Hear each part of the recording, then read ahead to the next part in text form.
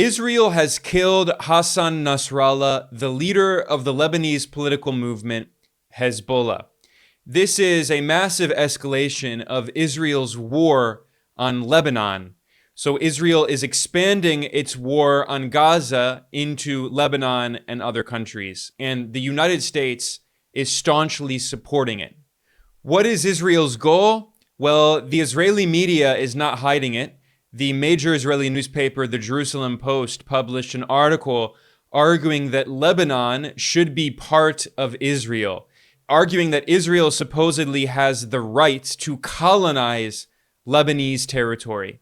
And Israel's far-right Prime Minister, Benjamin Netanyahu, used a map when he spoke at the United Nations that erased the existence of Palestine, erased the occupied West Bank, and erased Gaza, and claimed all of that as part of Israel. So they're not hiding the fact that their goal is to colonize Palestine, to colonize Lebanon, to expand their colonial project. And I should point out that they are being condemned by the world. So when Netanyahu spoke at the United Nations, as he was introduced, there was a massive walkout with many diplomats from around the world protesting, leaving the United Nations to condemn Netanyahu and the genocide that he has carried out in Gaza and now this war of aggression against Lebanon. Now, the U.S. government is praising Israel and strongly supporting it and sending it billions of dollars of weapons. And Washington claims that Hezbollah is a so-called terrorist organization. Now, it must be emphasized that the vast majority of countries on earth do not recognize Hezbollah as a terrorist organization. It is really only the United States and its proxies and puppets in the world that claim Hezbollah is a terrorist organization.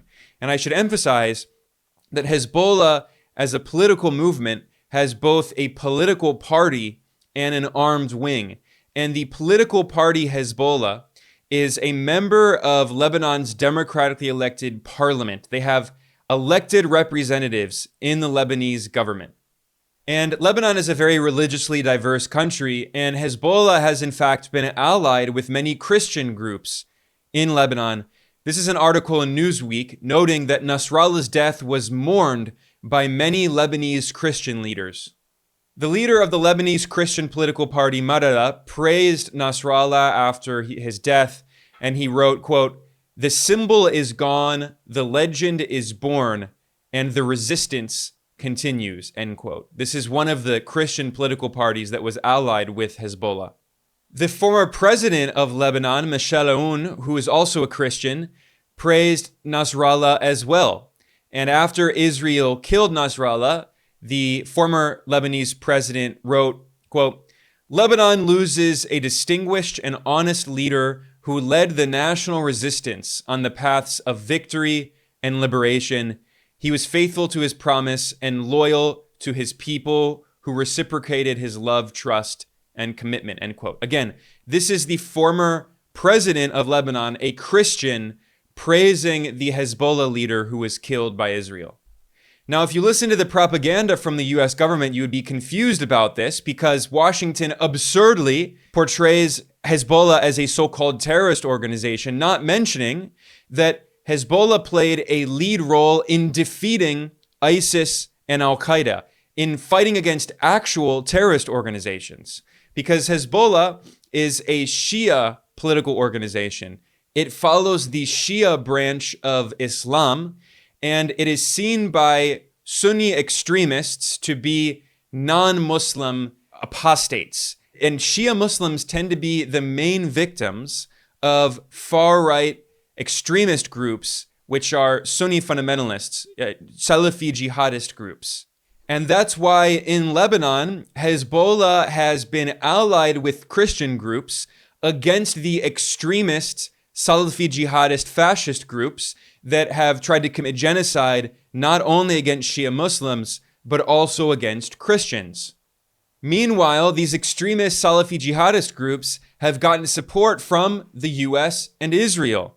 CNN reported that ISIS was using US weapons. The Israeli newspaper Jerusalem Post reported that Israel had been treating Al-Qaeda fascists who were fighting in Syria in Israeli hospitals. Israel was supporting them in their fight against the Syrian government, against Hezbollah, and against Iran. So Israel was literally allied with Al-Qaeda. The US was also allied with Al-Qaeda in Syria. And it's not just me saying this. This was admitted by the current US National Security Advisor, Jake Sullivan. Sullivan had been a longtime assistant to Hillary Clinton. And in 2012, Jake Sullivan wrote an email to Hillary Clinton. And we have this document because it was declassified from the State Department and published by WikiLeaks back when Hillary Clinton was Secretary of State. And in 2012, Jake Sullivan published an email to Hillary Clinton in which he said, quote, AQ is on our side in Syria, end quote.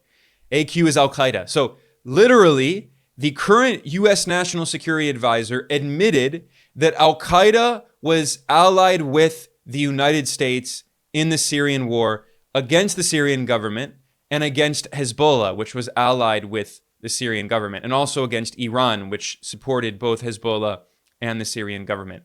The US was allied with Al-Qaeda. Israel was allied with Al-Qaeda. This is blatant. You don't need to dig that far. It was admitted by top US officials. But the US government and propaganda outlets want us to believe that Hezbollah, which defeated ISIS and Al-Qaeda in alliance with Christians, is a so-called terrorist organization, whereas the US and Israel were literally allied with the terrorists. But the US government wants people to be ignorant about groups like Hezbollah. Just like how in the lead up to the illegal US invasion of Iraq, the CIA and US officials spread lies trying to link Iraq's leader Saddam Hussein to Al-Qaeda, despite the fact that they were enemies.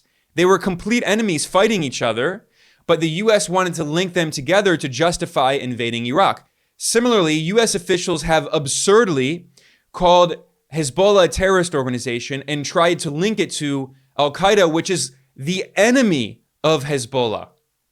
In fact, it's worth going way back to 2006 and looking at an article that was published in the Washington Post that actually interviewed Nasrallah, the former leader of Hezbollah. And in this article, you can see how he actually thinks in his own words. The Washington Post referred to Nasrallah as a cross between Iran's revolutionary leader Ayatollah Khomeini and the Argentine revolutionary Che Guevara, a mix between the Iranian Revolution and the Cuban Revolution. And the Washington Post referred to Nasrallah as an Islamic populist as well as a charismatic guerrilla tactician. And that's, I think, an accurate description. He was a guerrilla leader, and Hezbollah had its origins in fighting Israel's illegal occupation of South Lebanon. And in this interview, the Washington Post asked Nasrallah about Al-Qaeda, which of course is the enemy of Hezbollah. And in response to these questions about the 9/11 attacks, Nasrallah condemned the September 11th attacks. And Nasrallah said, quote, "What do the people who worked in those two World Trade Center towers, along with thousands of employees, women and men, have to do with the war that is taking place in the Middle East, or the war that Mr. George Bush may wage on people in the Islamic world? Therefore, we condemned this act, and any similar act we condemn," end quote. So Hezbollah's leader, Nasrallah, was condemning Al-Qaeda for attacking civilians because Hezbollah, despite US government propaganda, Hezbollah does not target civilians. It is a nationalist organization that has defended the sovereignty of Lebanon against Israeli colonialism, and yes, has carried out attacks against the Israeli military and Israeli targets and the US military, but it does not intentionally target civilians, unlike these fascist terrorist groups like Al-Qaeda, which do target civilians. And furthermore, you can see this distinction in this interview that Nasrallah did with the Washington Post. He said, quote, "I said nothing about the Pentagon, meaning we remained silent. We neither favored nor opposed the act," end quote. So he's saying, look, we're not against targeting the US military. but we are against targeting civilians. And then Nasrallah said, quote, "The method of Osama bin Laden and the fashion of bin Laden, we do not endorse them, and many of the operations that they have carried out, we condemned them very clearly," end quote. So again, Hezbollah is an enemy of Al-Qaeda and condemned Al-Qaeda not only for its extremist fascist ideology, but also for attacking civilians. And by the way, let's not forget that just as the US and Israel were allied with Al-Qaeda in Syria, historically, the US had been one of the biggest supporters of Osama bin Laden.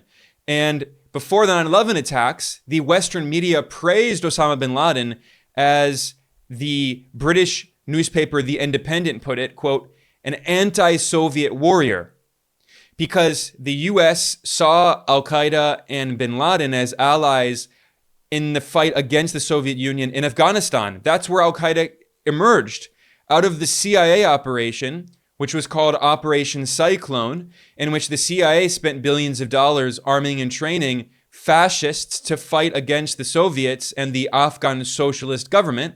And this led to the creation of Al-Qaeda and the creation of the Taliban. So Al-Qaeda emerges out of the history of US imperialism, and Hezbollah emerges as a resistance group against Israeli colonialism and US imperialism, fighting against Western imperialism and also fighting against Al-Qaeda, which again, so Al-Qaeda comes from imperialism, emerges out of imperialism, and Hezbollah, it was created to fight imperialism. They're literally the opposite.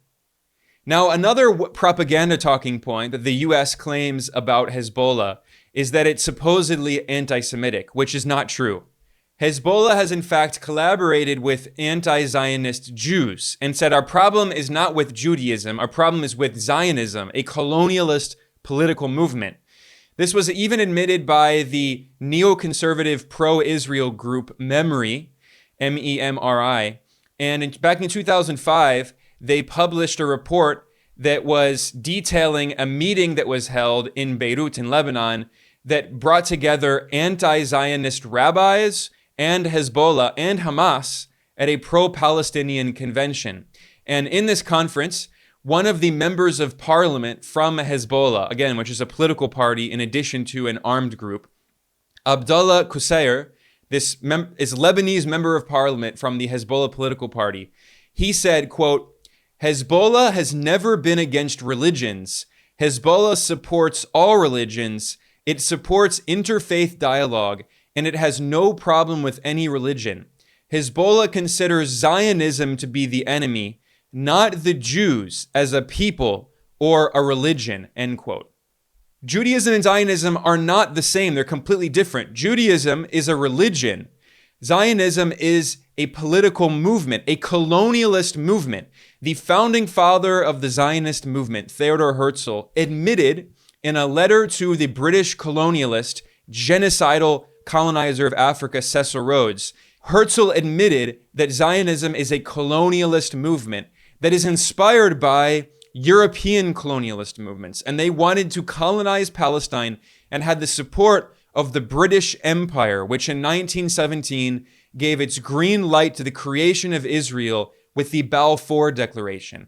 Zionism is a European colonialist political movement that is not the same as Judaism. They're completely different. And there are many Jews around the world who are anti-Zionist, and Hezbollah has supported anti-Zionist Jews in their common struggle against Zionist colonialism.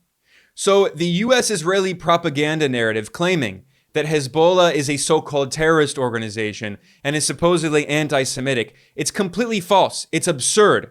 Hezbollah fought against ISIS and Al-Qaeda in alliance with Christians, defending Christians in Lebanon, and Hezbollah itself originates in the Israeli occupation of Lebanon. That's where it comes from. In 1982, Israel invaded South Lebanon, and in 1985, it officially began a military occupation.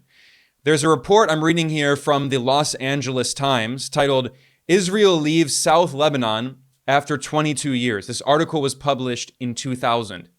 The Los Angeles Times pointed out that Israel actually began launching attacks inside Lebanese territory in 1978, carrying out attacks on Palestinians.